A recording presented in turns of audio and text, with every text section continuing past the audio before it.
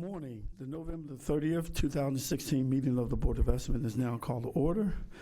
In the interest of promoting the order and efficiencies of these hearings, persons who are disruptive to the hearing will be asked to leave the hearing room immediately.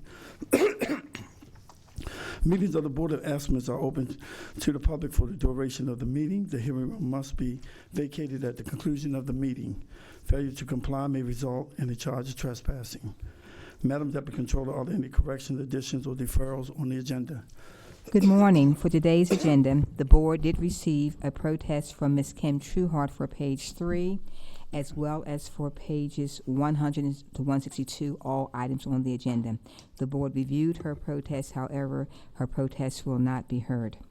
A protest was also received from AEG Live Mid-Atlantic for pages 11 to 12. In addition, there are two items added to the board's agenda by addendum, and those are pages 162 to 163, First Amendment to Building Disposition and Land Lease Agreement, Bromo Seltzer Arch Tower Facade Restoration.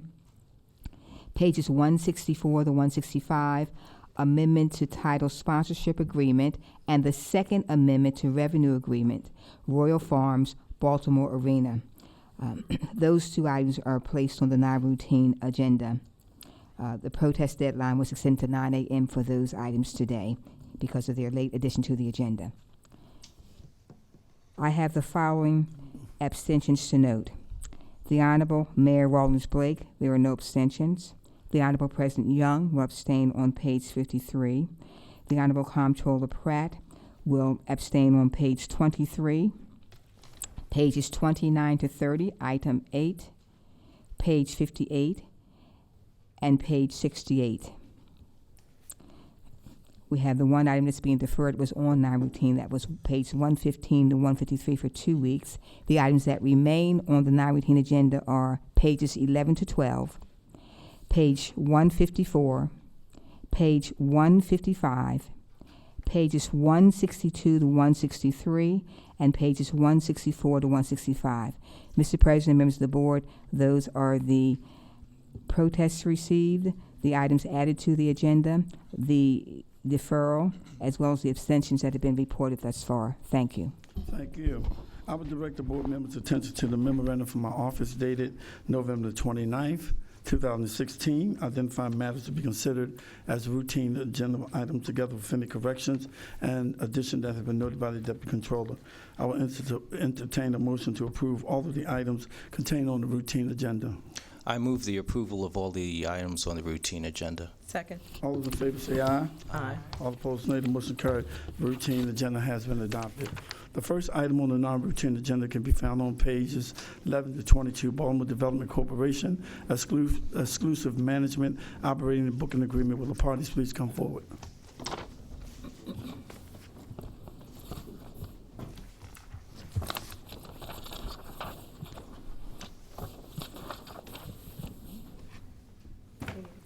Will the parties please come forward?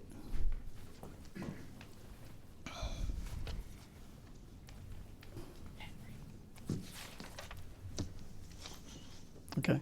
Everybody have to state their name. Morning, Mr. President. Bill Cole, President and You got to CEO. talk in the mic. Mr. President, Bill Cole, President and CEO of Baltimore Development Corporation. Bill Reed with AEG Live.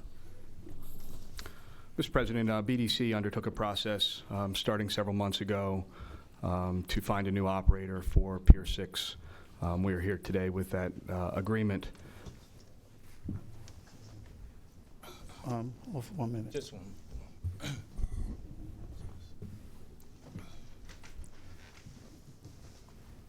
Okay. We're here today with the Pier 6 agreement. Yes. Good morning. My name is Bill Reed. I'm with AEG Live, and I would like to share some information, some facts with you as this process unfolded for the RFP for Pier 6. We recently have come into Baltimore, we meaning AEG.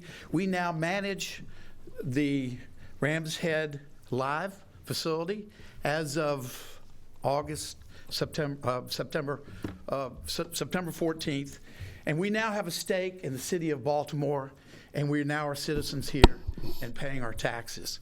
So when we got this RFP for Pier 6, we were really excited because we felt this would be a great opportunity for us to make a stake in Baltimore, for us to be champions of Baltimore. And this venue will be our only outdoor venue in the entire Baltimore, Washington area. But it's interesting as this process unfolded and we got the RFP on January 11th, during this, we kept hearing anecdotally that this RFP was a done deal, that it was already done to SMG because this was a payback to SMG for things that they had done. Now, we didn't believe that because we believe this city believes in fairness, equity, transparency. So we went into this RFP knowing that this process would be fair and everyone would be treated well. So on April 11th, when we put our bid in, we did our best job. We worked through it. We created a comprehensive program. It went through a period of 7 to 10 years. We put out that there would be 35 to 45 shows. It involved the local community. We had a major minority component. And we were going to create a place, a destination for Baltimore people to come, not just a concert venue. To that end, this past season, we did something that hasn't been done at Pier 6. We did a 3-show series called Jazzy Summer Nights. It was 100% of the vendors were minorities. It was hugely successful. This is the kind of program that we wanted to do and that we thought would be beneficial for Baltimore. When we put our bid in, we knew it was the best bid. So on May 25th, when we got a letter from BDC saying, we want your best and final bid, we were shocked. We went back to the original RFP to look and see if that was a prerequisite in the RFP. It wasn't. We went back to the charter of the city to see if that was allowed. It wasn't. So we went back to our legal team and we were mystified what to do. So what we did was we sent a letter back to BDC saying, you know, we gave you our best and final because that's what you asked for and we did it. And in that letter, we also asked that we meet with BDC. Now, I've done many, many RFPs in my career. Every single RFP, the proponent has been asked to make a presentation to the board or to the RFP entity so that the people grading or looking at the party have a full knowledge of who they are. But more importantly, the proponent gets the opportunity to state their case, to talk about their proposal to the individual board members. And that, beyond a shadow of a doubt, will then ensure that every board member hears from the horse's mouth what that proposal was. So when we asked to make an oral presentation, we never got a response. So then, June 10th, we got another letter from BDC. Another best and final. We didn't know what to do. So this was the second best and final. And then thirdly, in August, we got an email, no phone call, an email from BDC saying, we don't understand your offer. So that is exactly why we should have been granted the opportunity to go into BDC and show the offer. We had a complex offer. And it was complicated because it was revenue sharing. But our offer was worth, over a 10-year period, over $20 million. But what happened was we never got a chance to present it orally. So the question I asked BDC was, how do we know our offer was conveyed to the board members? How do we know that? How do we know it was done fairly? How do we know it was beyond the process of how things are done? We don't know that. We don't. So then what happened was when we got ideas, when we heard that we were not selected, we went back to Billy Murphy and to his firm, Murphy, Falcon, and Murphy. And I said, we need to go on record that this process, and we're talking about the process, has not followed city charter. This 2 best and final was not in the original RFP, and something is wrong. Something is fishy. And so what happened was Mr.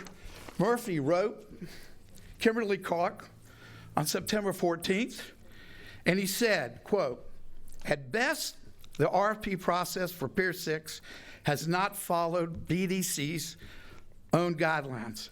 At worst, the process may have been compromised and thereby violated city laws.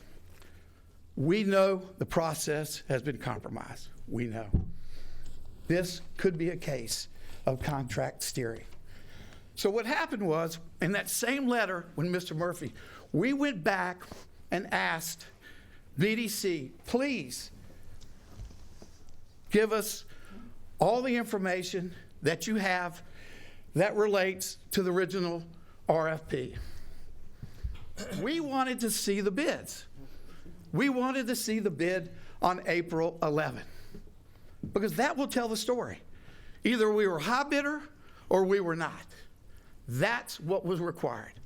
So then, on October 14th, we got a letter from one of the city solicitors saying, can we please have a brief extension for us to give you that information? So on November 22nd, our legal counsel wrote again to the city solicitor saying we have not seen any of this information we requested. And as you know, by law, you have 30 days to surrender information asked for. So even given the 30-day extension, that was 75 days after we asked for it. So because we never got these documents, I can't stand in front of you and give an adequate protest, because I don't have the things that we need to show precisely what it is that has happened. So our due process by law has been compromised. But more importantly, I think this sheds a light on the entire situation. BDC has not been transparent. They have not given this up, because if, in fact, we weren't the higher bidder, I'm sure they would have come back and said, this is who you are, you didn't win the bid. That has not happened. So, in sum, what I'd like to do is that I would like to lay out 3 reasons for our protest. Thank you. First, violation of city charter. BDC violated the Baltimore City Charter, Article 6, Section 11, H1II, by not following the instructions set forth therein, whereby the board is obligated to award an RFP contract to the highest scoring responsive bidder based upon the bids originally submitted, which was on April 11th and opened publicly by the board. What point is it to have a RFP submission to only have 2 or 3 Gotta speak in the afterwards? mic, sir. Instead of complying with a city charter after opening the original RFP bids, BDC made 2 subsequent requests for additional enhanced best and final bids. The possibility of submitting enhanced best and final bids was not stated in the RFP. That's fact. As allowing subsequent enhanced bids is contrary to the nature of a confidential bidding process and the city charter. Number 2, refusal to provide bids pursuant to the Maryland Public Information Act.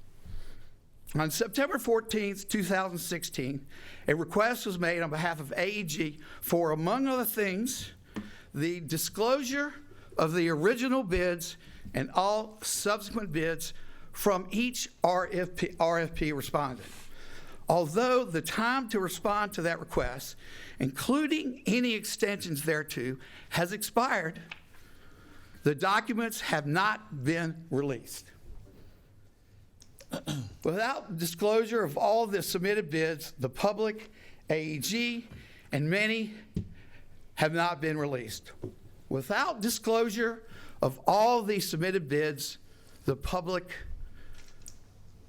and AG and any interested parties are unable to make a fully informed decision regarding a protest of the contract award.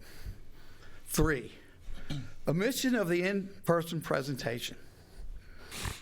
The RFP specifically references in-person presentations by the bidders. It's in the RFP. However, that step in the process was omitted without explanation by BDC. Selecting a bid without an in-person presentation denies the board and the city the opportunity to ensure that they completely understand all aspects of the submitted proposals and can make a fully informed decision as to which proposal is best for the city. In sum, how do we know as a bidder that our proposal was submitted correctly, effectively, in the manner in which we wanted it? We don't know that. In fact, we think it wasn't. In fact, we know it wasn't. That's why the process has been flawed. We request, well, this really comes down to the whole point of this. Why do an RFP if you're not going to honor the process? Why go out to the public and say, we want you to come in and make the time and effort to invest and do something with the city if you're not going to follow the rules? If this is an opportunity to just give it to somebody or to somebody else or to give it as a favor or to somebody, do that. Just go ahead and do it and save us all the time and money. But what are you telling the public? Are you telling the public that when you put an RFP out, that when you put your bid in, that there are going to be 2 subsequent best and finals, that your original bid is not your original bid? Is that what you're telling the public? I think not. Because I think you know what's fair, what's equitable, and what is the right thing to do. The right thing to do is follow the law. Therefore, we request that before moving forward with a decision on the contract for Pier 6, the following actions be taken. 1, review by the purchasing department of all submitted proposals. 2, the disclosure of all documents relating to the RFP, including the original bids and any subsequent bids of each respondent. 3, a formal determination of whether the BDC violated city charter by soliciting and accepting enhanced proposals, which they did on 2 occasions. That's fact. An opportunity for AEG to meet with a BDC to present ourselves so that every board member can meet us, know who we are. We're one of the biggest concert companies in the world. We have a presence here. We could bring a lot of big national bands here.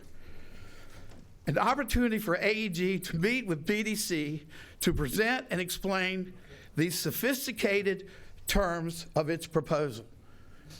Clearly, we have a record from BDC saying they didn't understand our proposal.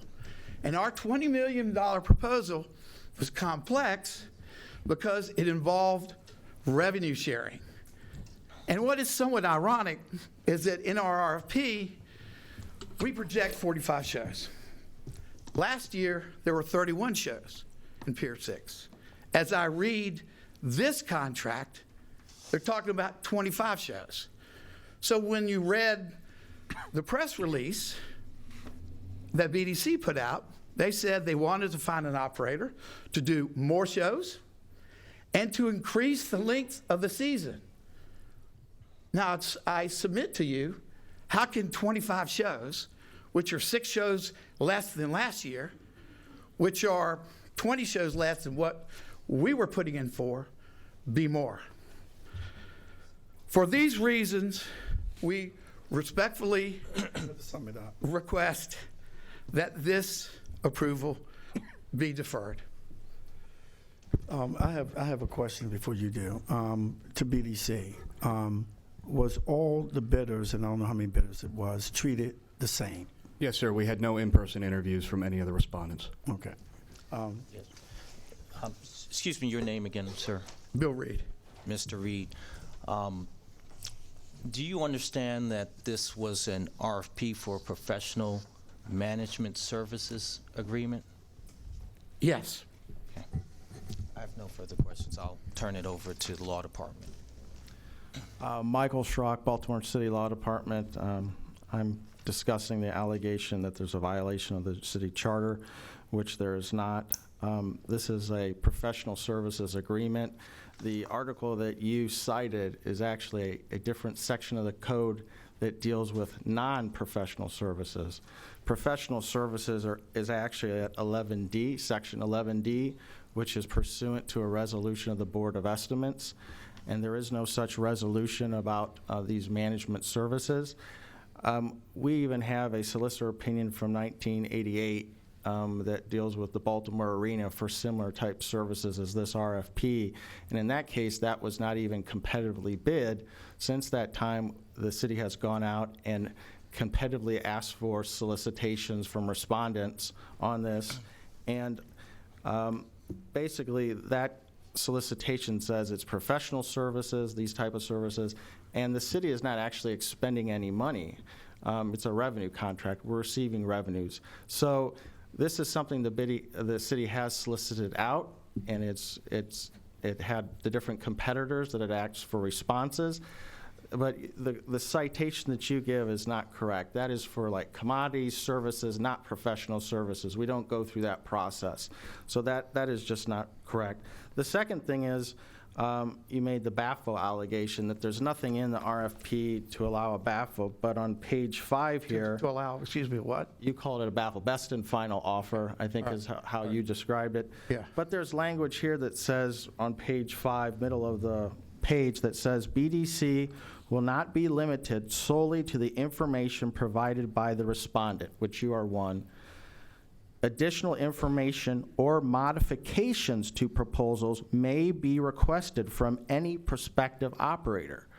So I think it's very clear there that they could ask for modifications to your responses, which apparently they did twice ask you for modification, and also the other respondents. So I don't see that is correct, that statement.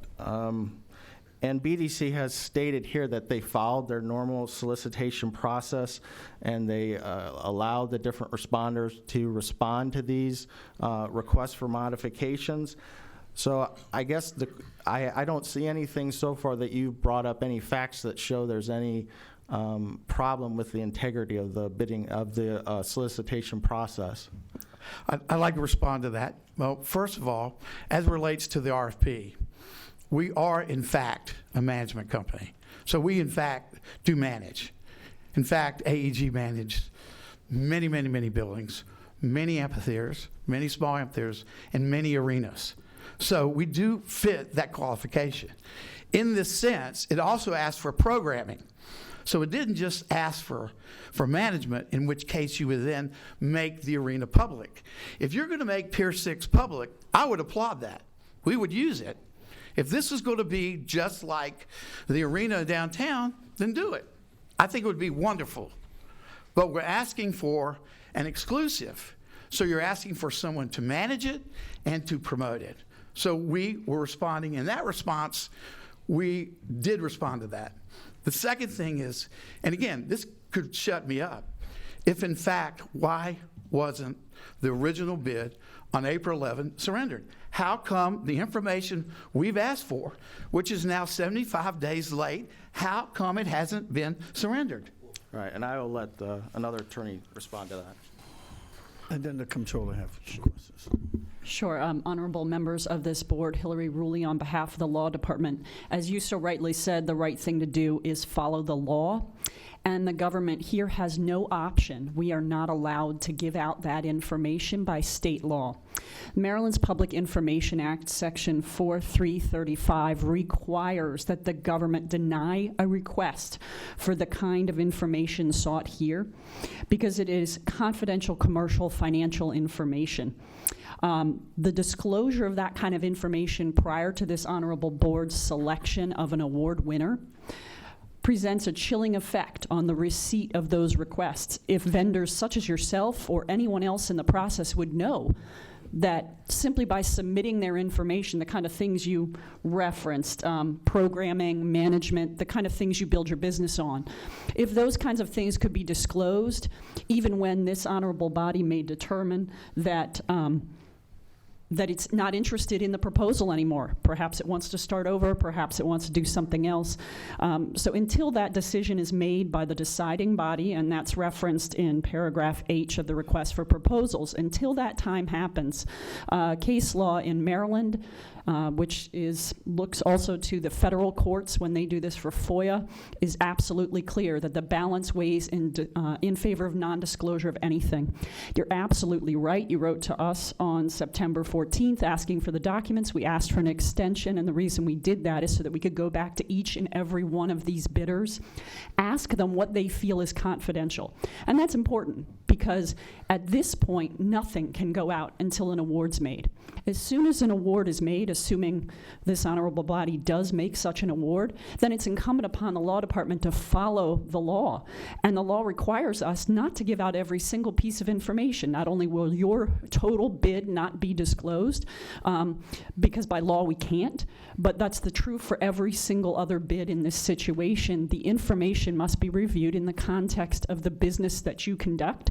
And as you so well pointed out, you have programming issues as well as management. So this is not the same thing as a bid where you get, for example, the purchase of widgets that are standard across an industry. This is instead a request for proposals, and everything you put in it, like you said, your bid's unique, and so that's true for perhaps all the other bidders, and so the case law actually mandates the government give you no information. We referenced that in our letter to you of November 23rd, in which we said, the federal courts have held that a temporary delay in release is appropriate when the records sought will soon be made public once the bids are open and an award is made. Thus, the ultimate purpose of public disclosure envisioned by these kinds of laws can be achieved while balancing the government's need to protect that kind of commercial information for this short period of time. And so that's exactly what we've done. We've followed the letter of the law perfectly, I believe, and certainly stand by that. And as soon as this body makes its final determination, we stand ready to release the, redacted bids for everyone, protecting each company's confidential financial information in this situation. Can I ask you a question? Excuse me, Madam Controller. Mr. Reed said that the RFP required that BDC meet with all bidders. Did BDC meet with any of the bidders? Thank you, Madam Comptroller. Bill Cole, President and CEO of Baltimore Development Corporation again. Mr. Reed has misstated the RFP. It does not say that we will meet with all bidders. It says respondents may be required. Keyword there is may. Okay. I can tell you since I've been at BDC, we have not had a single in-person interview. We rely on paper submissions exclusively to review proposals. So the word may is in there for a reason. It doesn't say shall, it says may. Thank you. And to answer that, we asked for the meeting. We asked for that. So when we responded, we asked for the meeting. And again, we were denied. If I could ask a question, you had said that in October 14th, you responded to all, or you sent information to all the applicants No, for this RFP to ask if there was any confidential information. Is that what you said? I think you did say that. What we did was we reached out to them. Some might have been letter, some might have been phone calls, some might have been email, because we're required under the law to do that. And we did that in anticipation of an award today, hopefully. And that way, you don't have any further delay at all. We didn't delay that part of our work, so that as soon as an award's made, then under the law, the balance shifts, and then everyone can view everyone's redacted proposal, and we stand ready to do that this week, so long as the board makes an award. Well, let me ask a question. You never reached out to us. You're the requester, so obviously you already have your whole package unredacted. No, we would happily had been given everything to everybody else. Had you called us, and you didn't, you said, I believe you said, that you wanted to see if the applicants had secret information or trade secrets. If that wasn't No. the case, then we would gladly have surrendered it.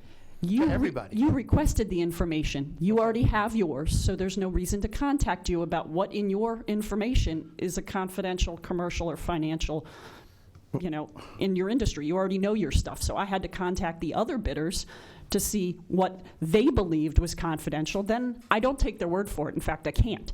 I have to use all the case law that's developed to see exactly which pieces of information people request to be withheld. We're allowed to withhold. Certainly, the government is required to give up as much information as possible while balancing this interest, and we're simply implementing the state law here. Well, simply, had you asked Given us, you we would have. 2 minutes, and Okay. we're going to, I think clearly, and let me sum it up like this. As I said before, there was a bid asked for on April 11th. It was an RFP. RFP, excuse me. We submitted a bid. You submitted an RFP We- response. A RFP response. You're correct. There was an RFP. We submitted an RFP response on April 11th. We think, in our opinion, as we read it, and as the law shows, that was the final one and only RFP response. All we ask, and what we have asked before, is to look at all the RFPs at that time for us to then make an effective protest to see if, in fact, we were the highest bidder or had the best response as to April 11th. Is that the correct terminology? Yes. Okay. If we had the best response as of April 11th. And that's it. If we didn't, it's a moot point. We go home. We're wrong. If we did, then I think it's another matter. That's what this is about. I'll entertain a motion. I move to reject the protest and to award the contract as recommended by BDC on page 11 and 12 of the agenda. Second. All those in favor say aye. Aye. All opposed, nay. I abstain. Please note the controller abstained. The motion carries. The second item on the non-routine agenda can be found on page 154, Department of Finance, Performance Audits of the Mayor's Office of Information Technology. Will the parties please come forward? Good morning, Mr. President, Madam Mayor, honorable members of the board. I'm Henry Raymond, Director of Finance. I appear before you this morning regarding the performance audit for the Mayor's Office of Information and Technology and subsequently the Police Department. In accordance with AM Policy 404-5, the Department of Finance submits to the Board of Estimates the Mayor of Office of Information and Technology Quad Performance Audit for fiscal years 2010, 2011, 2012, 2013, and 14. The board is requested to note the performance audits. The performance audit reviewed several areas, including enterprise IT delivery services and call service centers. Recommendations were developed for each area and the performance measurement process. The department concurs with the findings and recommendations and has taken the appropriate actions to address the findings raised by the audits. Okay, could you state the findings and the recommendations for the record? Yes, ma'am.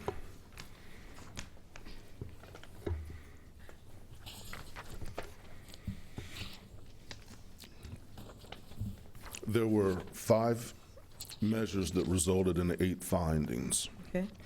The first finding is related to the average resolution time per ticket.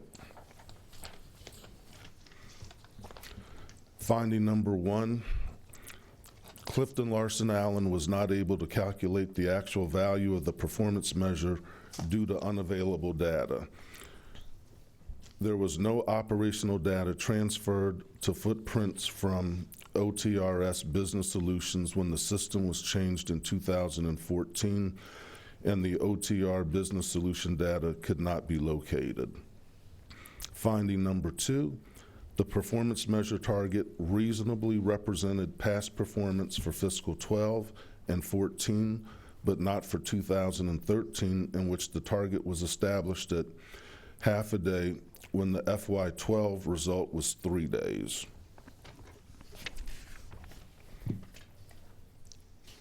Now, are you giving the recommendations? Because normally when audits are presented at this board, the findings are stated and the recommendations also.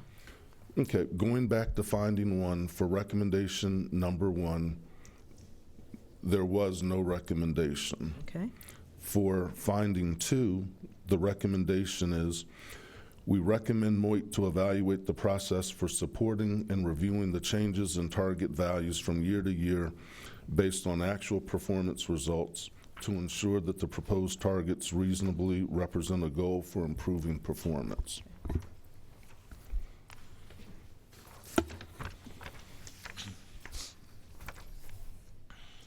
The next metric evaluated was city services and general information calls. There were 2 measures reviewed. So finding 3, which relates to the number of city services and general information calls received, the performance measure target established for 2014 reasonably represents the performance in fiscal 2013. However, the fiscal 2013 target, 1.3 million calls, is not reasonable since it is 3 times larger than the fiscal 2012 result of 422,000 calls. The recommendation for this finding, number 3, we recommend MOIT to evaluate the process for supporting and reviewing the changes in target values from year to year based on actual performance results. The process should also ensure that proposed targets reasonably represent a goal for improving performance. Finding number 4 is related to the measure for percent of city services and general information calls answered within 20 seconds. The performance measure's actual results were accurate in the 2 of the 3 years that Clifton Larson Allen, the external auditor, recalculated the value reported in the budget from 1 call center data and reports. The actual value reported in fiscal 2013 was inaccurate. The recommendation, none. Finding number 5, although performance data on call volume and percent of calls answered within 20 minutes for non-emergency calls is also available in the 1 call center database, the division does not report that information. Non-emergency calls typically represent between 35 and 44% of the total calls received, and not reporting results in this area depicts an incomplete picture of the enterprise unified call center operation. The recommendation, include and report for non-emergency calls the same performance measures reported from city services and general information calls. Together, the 2 types of calls will illustrate a more complete representation of the success of the operation as a whole. Finding number 6 is related to the number of 911 calls received. Clifton Larson Allen was able to reproduce the actual value of the performance measure directly from 1 call center data and performance audits. The performance measure's actual results were accurately reported in 1 of the 3 years where actual results were available. For 2 years, however, a difference of 9% and 10% between the actual value reported and the CLA recalculation for fiscal 2012 and fiscal 2014, respectively. The recommendation, develop a mechanism to accurately report the actual performance measures resulting as extracted from the database. Make sure that the number of calls answered, not the number of calls accepted, is used to document the actual value reported in the budget.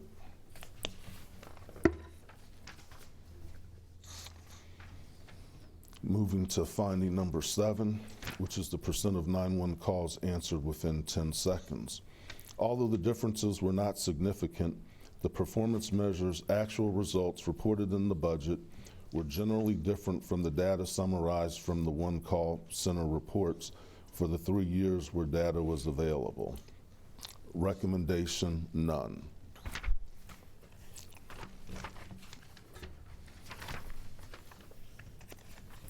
Finding number 8.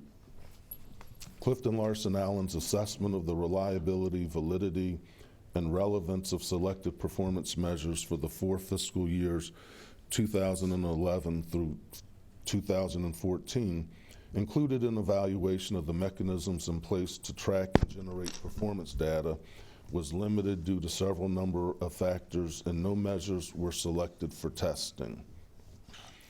Limiting factors included many target and actual data points were not reported from year to year. Through inquiry with members of management, it was noted that supporting documentation for the target performance was generally not available. Consequently, CLA was not able to determine whether the performance measure targets reasonably represented the performance of the prior years or the performance improvement the group planned to achieve. Also, through inquiry, we determined that the data relating to actual performance measurements during the period evaluated was also generally not available or complete. Absence of internal controls, policies, or procedures for recording, reviewing, maintaining, or reporting performance measurement.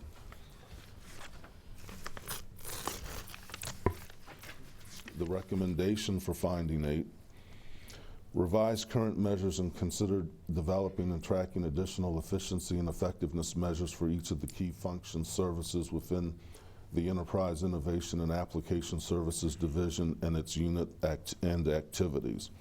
Management should know that the performance measures provide a reliable representation of what these units are producing, not only in terms of workload, but also in terms of what it's costing to produce the service. Okay, And thank you. Is that it? Yes, ma'am. Okay. Thank you. The audit has been noted. Is there another one? The third item can be found on page 155, Department of Finance, performance audits of the Baltimore Police Department. Parties, please come forward. Good morning again. Henry Raymond, Finance Director. I'm presenting now for the performance audit for the Baltimore Police Department. The performance audit reviewed several areas, including police patrol, homicide clearance rate, target violent crimes, management of police records and evidence control, and the crime laboratory. Recommendations were developed for each area in the performance measurement process. The department concurs with the findings and recommendations and is taking appropriate actions to address the issues raised by the audit. Could you state the findings Yes, ma'am. and the recommendation? There were 5 findings. Okay. Finding number 1 is related to performance metric determination. The budget contains performance metrics and targets organized by service area and aligned with overall city initiatives. However, there is no clear documentation as to how the performance metrics were determined. A lack of process to support the performance metrics could result in inappropriate metrics being tracked and reported on. The recommendation. We recommend the department review the process for information gathering and records used to support performance metrics reported in the budget. Finding 2, target metric validity. There does not appear to be a robust process for reviewing the validity of the target metrics used from year to year. Target metrics do not consistently appear to reflect past achievement in alignment with desired future results. For instance, the metric evidence processed per full-time employee per year has been the same target from fiscal 2011 through 2014. Having inaccurate targets decreases the overall impact of outcome budgeting and limits the ability of the department to improve performance. The recommendation. We recommend the department establish a process for supporting and reviewing the year-over-year changes in target metrics and demonstrating their alignment with overall department and city vision, mission, and initiatives. Finding number 3 is related to variances between actuals and budget documentation and supporting documentation. The finding. For the 5 selected performance metrics, we obtained supporting documentation for the actuals presented within the budget documents for fiscal 2012 and 2013. Fiscal years 2010 and 2011 were excluded because there were not actuals presented for all of the selected metrics, and variances were identified in the most current periods. Out of the 10 instances reviewed, there were 5 instances where the supporting documentation of the actual performance metric did not agree to the actuals presented in the budget. Inaccurate actual data could lead to misleading information and could result in inaccurate future targets. The recommendation, we recommend the department review the process for information gathering and record used, for information gathering and records used to support performance metrics reported in the budget. Finding number 4, breakout of metric type, effectiveness, efficiency, outcome, and output. Of the 51 performance metrics identified during the period, the output metric type is used 49% of the time. An output metric type represents a quantitative measurement of productivity. However, other metric type measures both productivity and quality through qualitative factors. The current breakout of performance metrics emphasizes quantitative measures and not the quality of the performance. A metric type such as this could lead to resources being inappropriately assigned to underperforming areas and areas not accountable for quality standards. The recommendation, we recommend the department evaluate the current output metrics to determine if there is an efficiency or effectiveness measures that could be used to enhance the qualitative aspects of performance. The final finding, number 5, budget performance metrics versus how the service area evaluates performance. We determined through observation and discussion that the metrics were utilized in the development in the budget. However, some metrics used in the budget are disconnected with how the service area actually measures performance. As a result, there are performance metrics being solely developed for purposes of the budget and not being used elsewhere in the department. For instance, the police patrol service area. The recommendation, recommend the city review current metrics and processes for the establishment, monitoring, and review of the budget in lieu of the metrics to refine an outcome-based budget approach in which the budget is evaluated against the outcomes developed and achieved. In summary, the department concurs with the findings and is moving forward to address them. Thank you. You're Thank welcome. you. The order has been noted. The 4th item on the non-routine agenda can be found on 162 and 163. Department of Finance, First Amendment to Building Disposition and Land Lease Agreement. Will the parties please come forward? Good morning again, Henry Raymond, Department of Finance. As it relates to the building disposition and land lease agreement, general obligation bond funding was made available in 2014 as a result of City Ordinance 140255.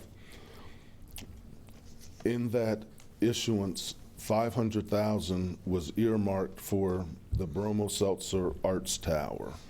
Subsequently, in the fiscal year 2016 capital budget, the $500,000 was appropriated.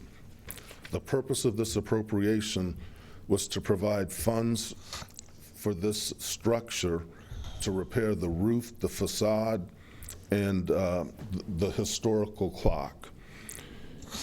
This structure is on the National Register of Historic Properties, and this initiative is consistent with the city's urban renewal plan. The amount is for $500,000, so the purpose of this amendment is to provide this $500,000 so that the developer can make the necessary improvements that I just described. I would entertain a motion. I move that we approve the First Amendment to the LDA as submitted by the Department of Finance on pages 162, 163 of the agenda. Second. All those in favor say aye. Aye. All opposed, nay. The motion carried. The fifth item on the non-routine agenda can be found on page 164, 165. Amendment to the title sponsorship agreement and second agreement to the revenue sharing. Is there anyone here to protest that? I entertain a motion. Move that we approve the item as submitted by the Department of Finance on pages 164, 165 of the agenda. Second. All those in favor say aye. Aye. All opposed, nay. The motion carries. Thank you very much. Thank you. I would like to take a moment to recognize and honor our mayor, Stephanie Rawlings Blake, who today is ending her official service to the citizens of Baltimore as a member of the Board of Estimates. Days after being sworn in as the city's 49th mayor, Mother Nature discovered what many of us have come to learn: don't mess with Madam Mayor. Facing dangerous and historic twin snowstorms with hurricane-force winds, the mayor's coolness under pressure served the city well. From the early days of her administration through today, Madam Mayor, I've been proud to serve with you in government. It's probably an understatement to say that we sometimes disagree, but but I never for a second doubted that you've always had the best interests of the city of Baltimore at heart. After more than 20 years in public service, your legacy is cemented as a public servant, whose efforts help improve this great city that we all love and cherish. I am proud to have served beside you, and I wish you well as you transition from public service to the private citizen. And I have your favorite Starbucks coffee. You. Thank you. With a mug. And you have coffee in here. Thank you. And I also have a resolution that I like to read.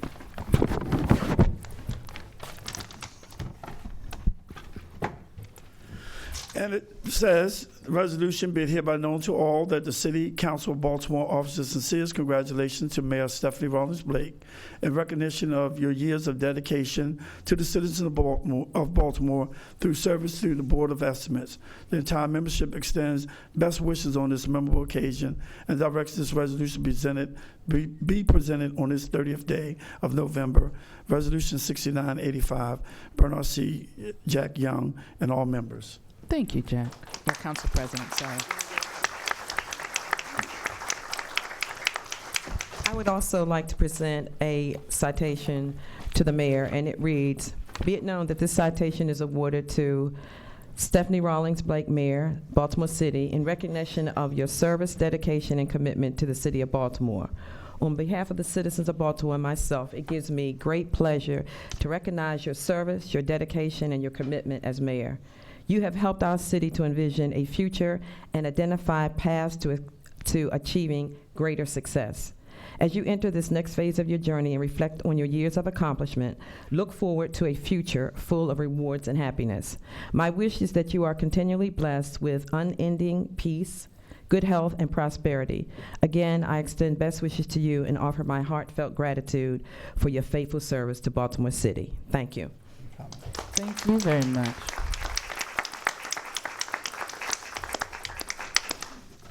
I can say I've never looked forward to a Board of Estimates more than this last one. So thank you very much for all of, for the coffee and for the resolutions and for sharing in this opportunity to serve the city that we all love so dearly. It has been my pleasure, and I would, if I were to say that I'm going to miss getting up early to deal with the Board of Estimates, I'd be lying, so I will not. But I will miss working with all of you, so thank you very much. Thank you. There have been no more business before the board. The board recess until bid opening at 12 noon. Thank you.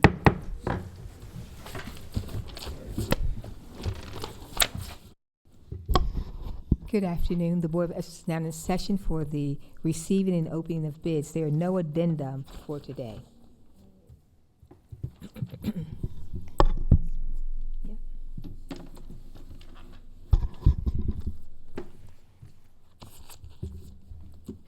I'll start with this one.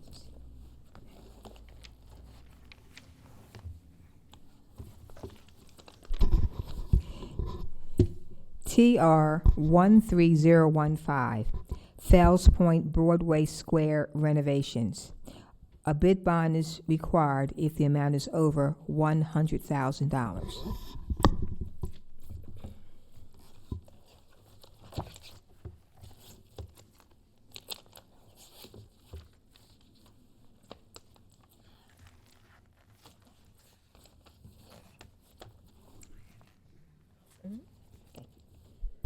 Allied Contractors, Inc., with a bid bond.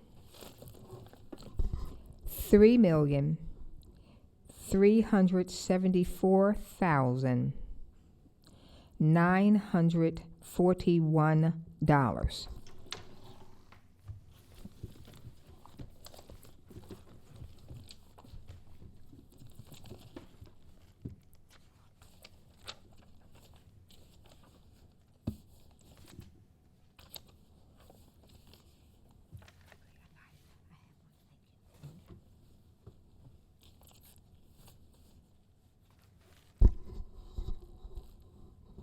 Binsky Construction Company, Inc., with a bid bond.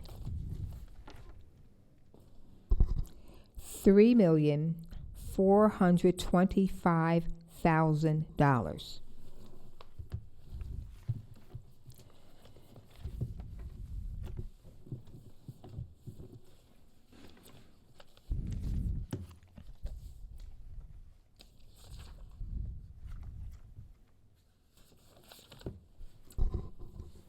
Manuel Louise Construction Company, Inc., with a bid bond.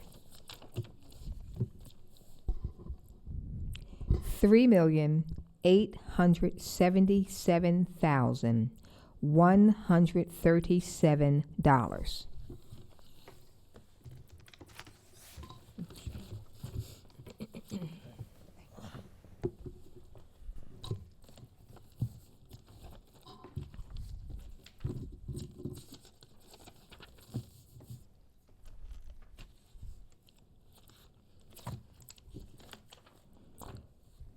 Civil Construction LLC, with a bid bond.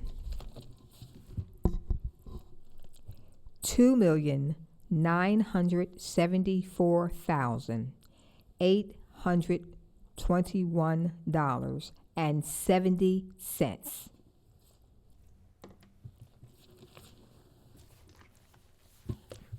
Refer these bids to the Department of Transportation for tabulation and report. There being no further business, we adjourn. Thank you very much for your patience. David.